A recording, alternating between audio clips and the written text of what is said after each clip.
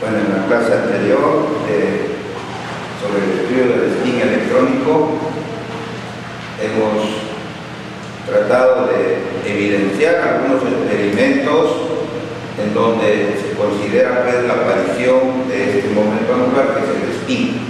Esas son las evidencias experimentales. Entonces ahí hemos visto el efecto Zeeman anómalo, también hemos visto la estructura fina del átomo de hidrógeno, por ejemplo, y también la existencia del spin de una partícula, el spin semi-entero, ¿no? Ahora vamos a considerar cómo es que el spin del electrón se puede estudiar en mecánica cuántica no relativista. Esto fue posible gracias a los postulados que hizo Pauli. Entonces vamos a considerar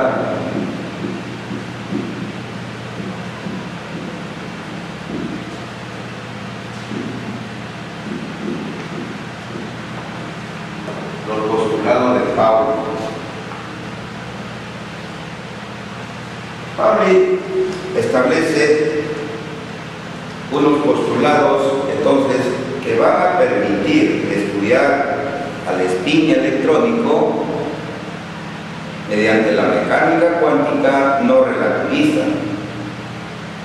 ya que también el electrón, entonces, por la velocidad que tiene, se estudia también en mecánica cuántica relativista. Ya hemos mencionado con la ecuación de Dirac. La ecuación de Dirac, que es la ecuación para las partículas relativistas. Entonces, con estos postulados que introduce Pauli, entonces es posible hacer lo que se ha mencionado. Uno de sus postulados, debemos considerar el primer postulado, se refiere a que el momento angular de spin, el momento angular intrínseco, es un momento angular.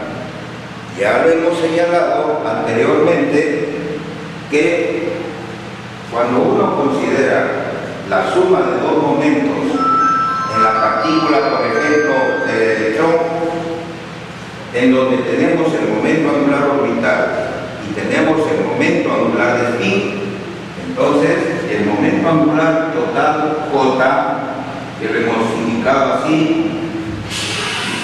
¿no? Entonces es la suma de esos dos momentos angulares.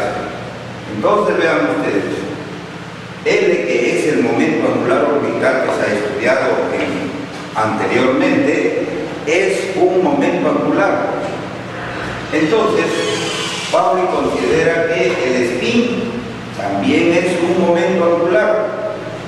Entonces el estudio del electrón comprende pues una suma de estos dos momentos angulares que me proporciona el momento angular total.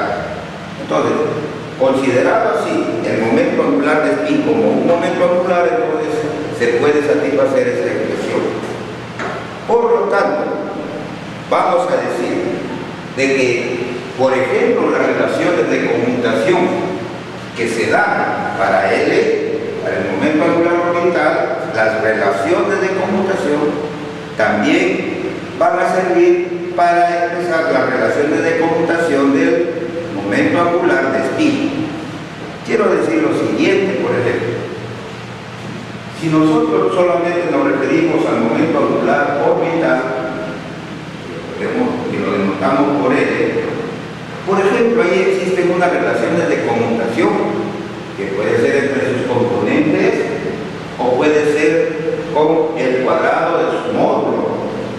Por ejemplo, se encuentra que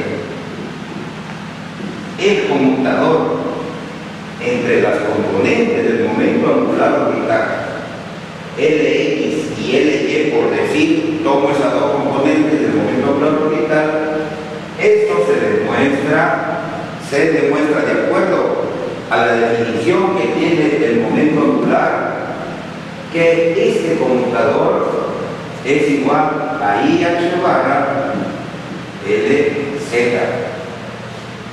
Esto me indica que estas dos componentes del momento angular orbital no se pueden medir simultáneamente. ¿Por qué? Porque su conmutador no es igual a 0, es igual a esta expresión. De igual modo, podemos tomar otras relaciones de conmutación con el resto de componentes. E incluso, por ejemplo,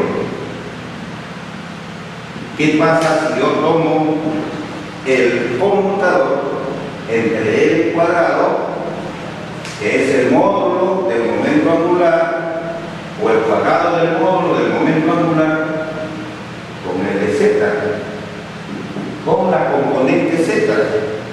Entonces, en ese momento en lo que se estudió el momento angular orbital, se demuestra que este conmutador, por ejemplo, es igual a 0.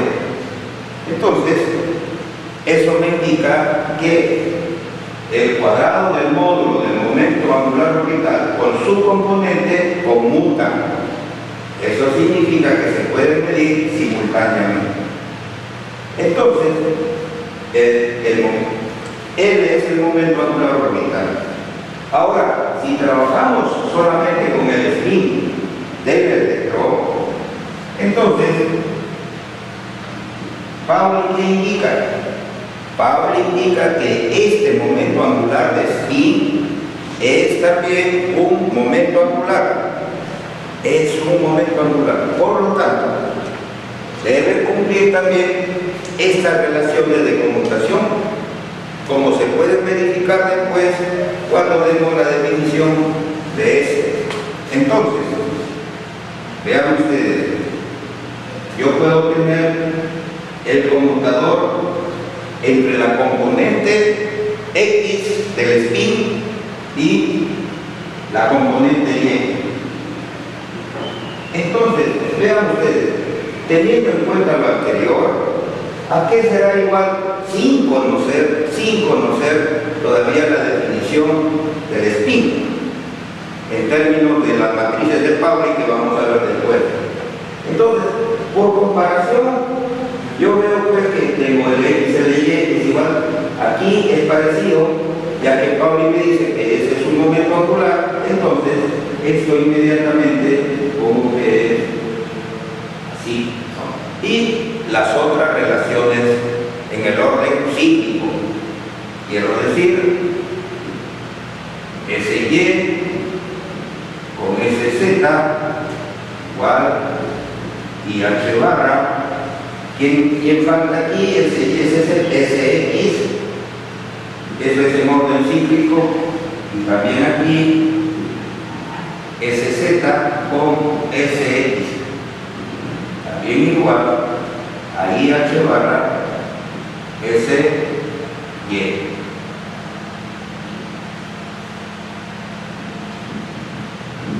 Entonces, a eso se refiere Pauli cuando indica que el momento angular de spin también es un momento angular.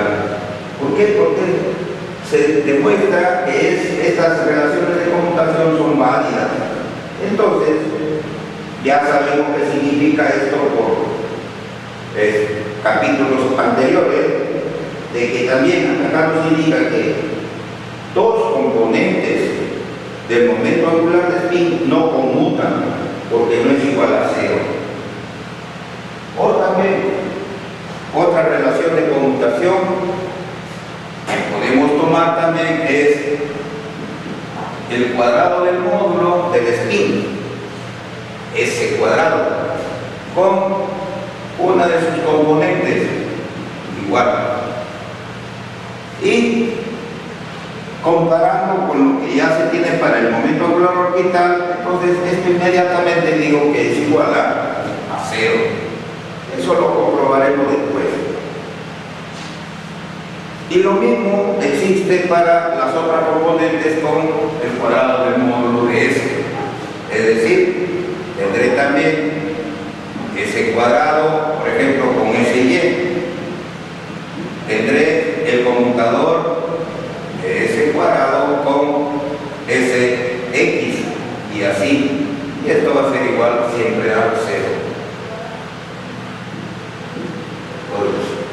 basándome en resultados anteriores en el estudio de la teoría del momento angular, que es un momento angular, entonces yo establezco por el postulado de Pauli que eso se cumple.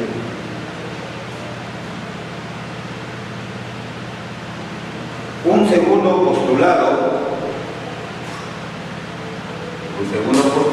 que hace Pauli es referido a los estados que puede tener el spin. Si el spin está cuantizado, entonces va a haber estados. ¿Qué estados podemos utilizar para indicar, por ejemplo, una ecuación de valor propio? ¿Para quién? Para ese cuadrado o para cualquiera de las componentes que van a actuar sobre ese estado. Entonces, ¿qué estado yo voy a utilizar? Entonces también me baso en los estados que yo utilicé para el momento angular orbital, más o menos parecidos. Los estados deben ustedes entender de que siempre se expresan o pueden expresar en términos de los números cuánticos. Un estado puede expresar en términos de los números cuánticos. Por ejemplo, aquí, si yo quisiese en este estudio del momento angular orbital, por ejemplo, ¿qué estado voy a utilizar para que L cuadrado actúe sobre ese estado? Puede ser, por ejemplo, este estado en donde yo considero L y M. Por ejemplo, L y M. ¿L qué es? L es el número cuántico que me va a dar los valores que toma el momento angular orbital. Y M también es un número cuántico que está relacionado con el número cuántico para el momento angular orbital. Está relacionado. Y este número cuántico me va a dar los valores que toma la componente del momento angular. ¿Cuál es la componente en este caso? Cuando se utiliza L, está referido a utilizar la componente LZ. Aquí también yo tengo la componente Z. Tengo aquí la componente Z. Entonces, yo puedo considerar que, según lo indica Pauli, yo puedo establecer los estados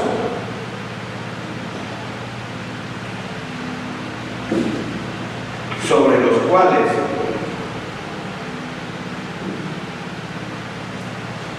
actúan los operadores de spin.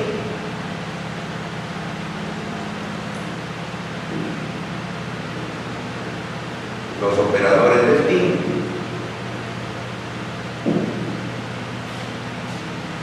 son de la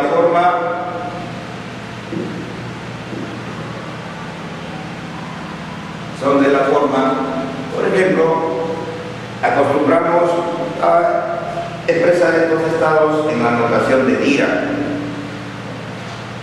También se puede trabajar con funciones de onda. Entonces, tengo el spin, así como para el momento angular orbital, expresé L, ahora el número cuántico L, ahora voy a utilizar para el spin el número cuántico S minúscula, ahí, y otro número cuántico para una de las componentes del spin, que lo señalo como M. Ese es para mí el estado. E incluso yo puedo decir que ese estado va a constituir una base, y si constituye una base, entonces lo puedo encerrar en 3 llaves de esa manera. Este es el estado sobre el cual va a actuar el spin o los operadores de spin.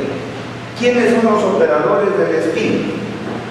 Ese cuadrado, las componentes Sx, Sy, Sz, y vamos a ver más adelante la introducción de otros operadores que son el operador S más y el operador S menos. Esos también son operadores de spin y que van a actuar sobre esta base. Entonces, vamos a ver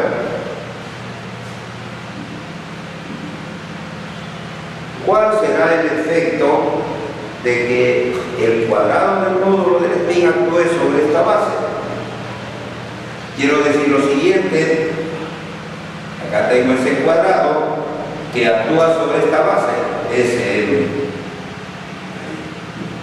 ¿Cuál será su efecto? Entonces, también otra vez, basándome en las propiedades que se consideraron en el estudio del momento angular orbital, L, entonces, por ejemplo, esto que estoy haciendo aquí es algo aparte, ¿no? Por ejemplo, L cuadrado, actuando sobre este estado, Lm. Aquí era igual a L que multiplica L más 1, H barra cuadrado por el mismo estado. ¿Ven? Entonces, yo utilizo eso mismo. Ese es el efecto de que L cuadrado actúe sobre este estado. En este caso, también se considera a este estado, que acá hemos dicho es una base, también es un estado propio, por ejemplo, de L cuadrado. Entonces, aquí hago lo mismo. Digo, es el número cuántico que multiplica S más 1, H barra, por el mismo estado. Entonces, utilizando esa base, que acá lo he representado de esta manera, veo el efecto que produce ese cuadrado sobre esa base, ya que es igual a este resultado. Entonces también deben tener en cuenta que cuando se tiene un operador que está actuando sobre un estado y en el otro lado, en el otro miembro, se tiene el mismo estado y un coeficiente, entonces a esta ecuación le llamamos ecuación de valores propios. Entonces esto constituye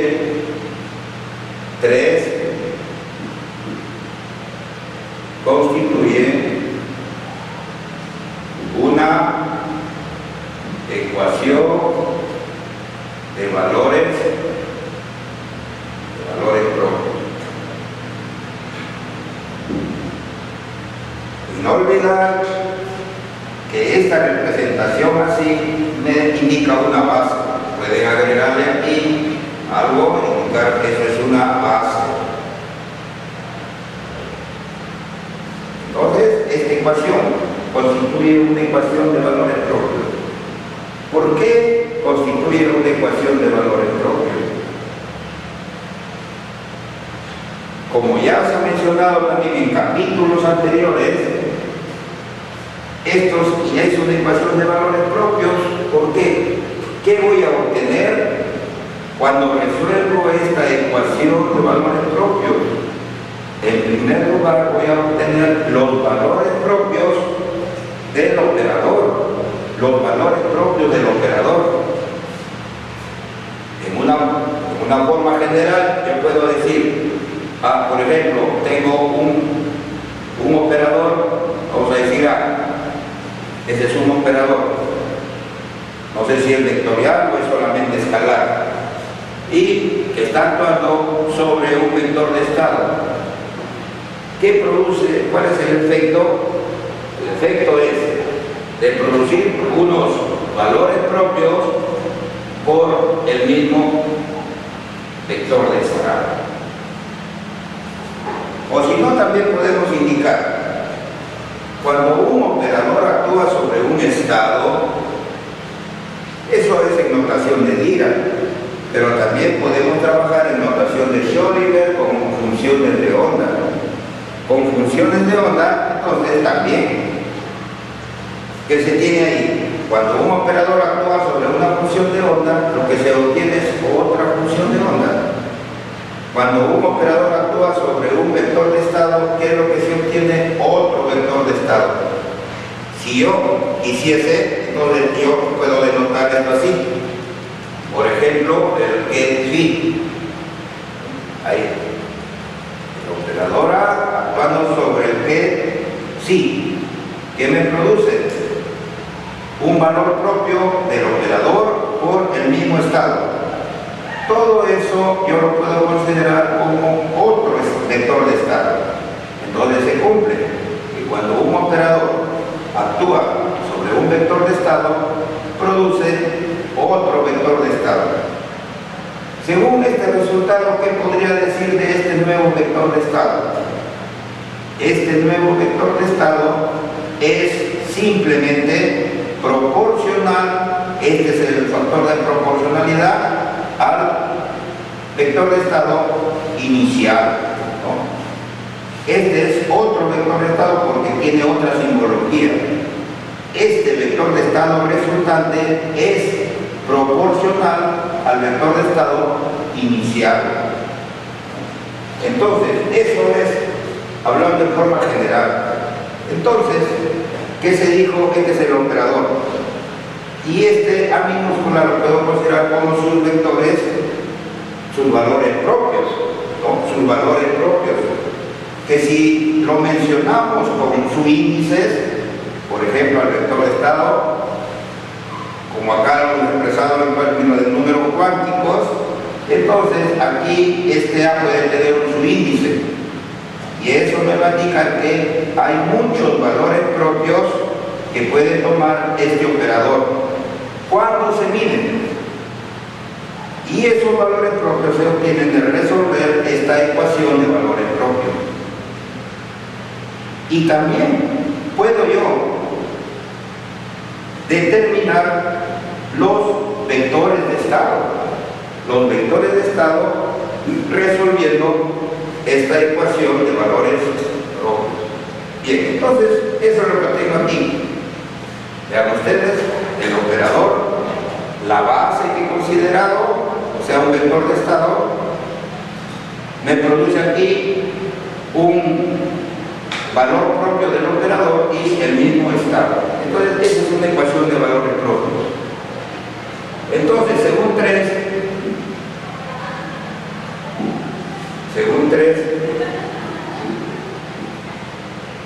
¿cuál es el valor propio de ese cuadrado?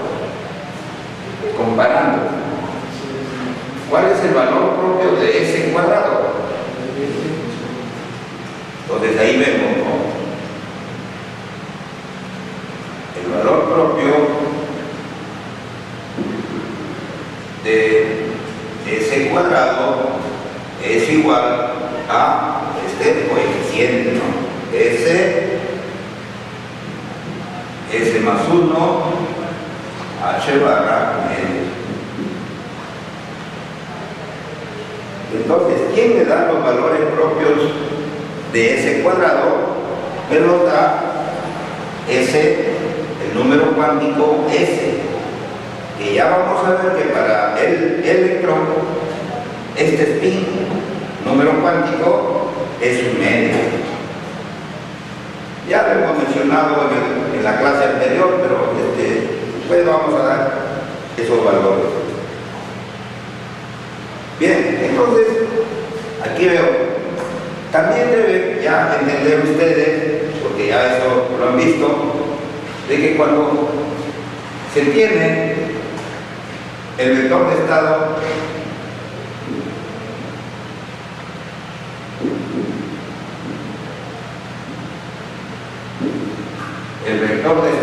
el get SM,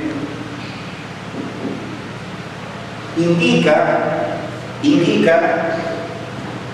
que ese vector de estado es el resultado de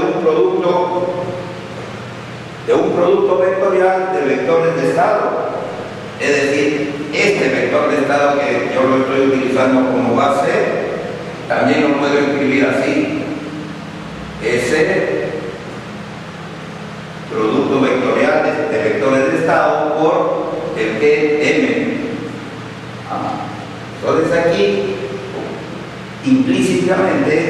hay dos vectores de estado. Y vean, según esta expresión, S, el operador S, solamente va a actuar sobre el vector de estado, el que es. Y el otro vector de estado permanece constante, porque acá no aparece, pero ustedes no aparece. Entonces, a esto, ya anteriormente se ha visto, se llama un producto vectorial de vectores de estado. Bien, entonces, ahora, ¿con qué operador del PIN trabajará el que M? ¿Cómo va a funcionar el número cuántico M? Siempre debe considerar que el número cuántico M, y como acá ven, yo prefiero trabajar con el cuadrado del módulo, con la componente Z. ¿Por qué? Porque es conveniencia, o se ha convenido trabajar más con la componente Z. ¿Por qué? Porque cuando, por ejemplo, se aplica un campo magnético, vamos a decir, a la partícula, siempre se considera que el campo magnético está en la dirección del eje Z. Se trabaja más con esa dirección. El número cuántico M me va a proporcionar los valores propios de la componente del spin en la dirección del eje Z. Entonces, yo tengo aquí la componente SZ, el spin, que va a actuar sobre ese mismo estado, SM. Entonces, con esto que yo aquí he expresado como un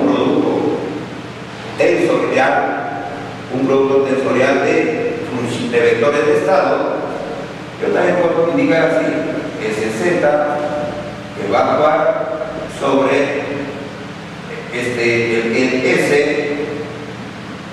producto, el M. Ahí. Pero la componente SZ ya no va a actuar sobre este vector de estado S, sino que va a actuar sobre el segundo vector de estado. ¿Por qué? Porque ya ese cuadrado actuó sobre el primer estado. Un momento. La componente SZ, que va a actuar sobre el vector de estado. Esa base, con estos números cuánticos, también se puede considerar que es un vector de estado propio, ya sea para SZ o ya sea para ese cuadrado, un vector de estado propio. Entonces, vean aquí lo expresado en esta definición, pero SZ solamente va a actuar sobre el N y este va a quedar constante, no afecta a el vector de estado S. Entonces, esto es igual al número cuántico M H barra, y acá ya pongo en conjunto SM, ¿no? SM. Igual modo también,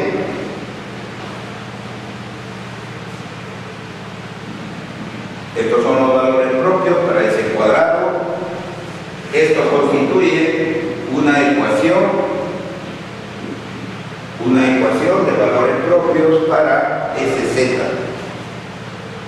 ¿Qué quiere decir?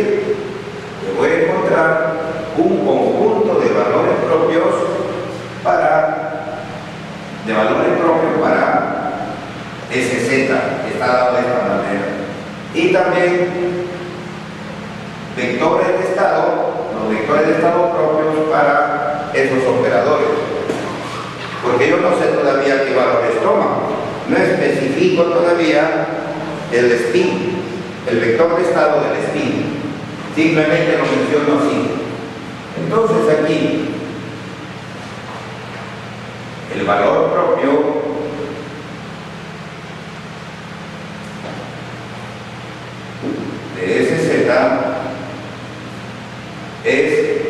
igual a MH bar. Ya tengo ahí un conjunto de valores propios. Entonces, ¿qué me proporciona los números cuánticos S y M? Me proporcionan los valores propios de S cuadrado y SZ. Lo mismo se podría obtener si usamos otra componente, pero les digo, por conveniencia, se prefiere utilizar la componente SZ. Con esa se trabaja y S cuadrado, S más, S menos, que todavía no lo definimos. Bien, entonces ahí tenemos esos, pueden anotar ahí sobre el postulado 2.